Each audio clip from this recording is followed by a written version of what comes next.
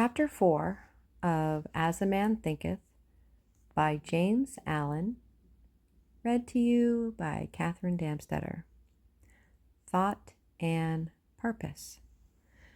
Until thought is linked with purpose, there is no intelligent accomplishment. With the majority, the bark of thought is allowed to drift upon the ocean of life. Aimlessness is a vice, and such drifting must not continue for him who would steer clear of catastrophe and destruction. They who have no central purpose in their life fall an easy prey to petty worries, fears, troubles, and self-pityings, all of which are indications of weakness, which lead, just as sure as deliberately as planned sins, though by a different route, to failure, unhappiness, and loss.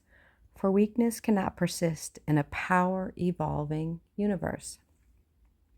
A man should conceive of a legitimate purpose in his heart and set out to accomplish it.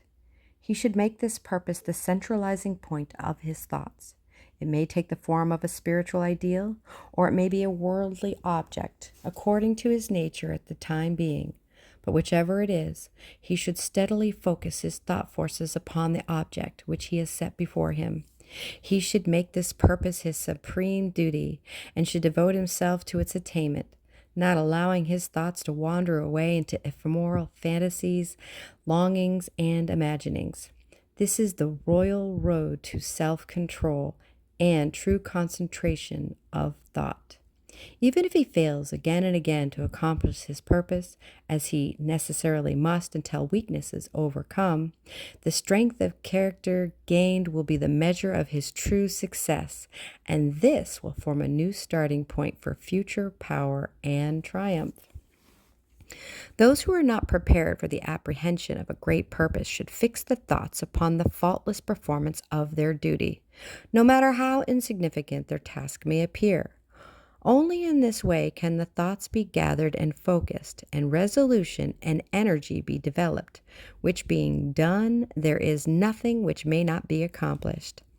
The weakest soul, knowing its own weakness, and believing this truth, that strength can only be developed by effort and practice, will, thus believing, at once begin to exert itself, and in adding effort to effort, patience to patience, and strength to strength will never cease to develop, and will at last grow divinely strong.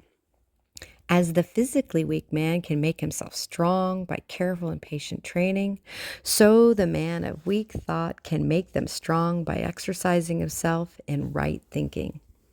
To put away aimlessness and weakness and to begin to think with purpose is to enter the ranks of those strong ones who only recognize failure as one of the pathways to attainment, who make all conditions serve them, and who think strongly, attempt fearlessly, and accomplish masterfully.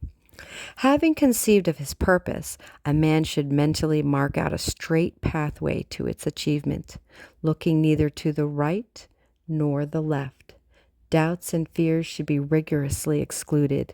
They are disintegrating elements which break up the straight line of effort, rendering it crooked, ineffectual, and useless. Thoughts of doubt and fear never accomplished anything and never can. They will always lead to failure. Purpose, energy, power to do, and all strong thoughts cease when doubt and fear creep in. The will to do springs from the knowledge that we can do. Doubt and fear are the great enemies of knowledge, and he who encourages them, who does not slay them, thwarts himself at every step.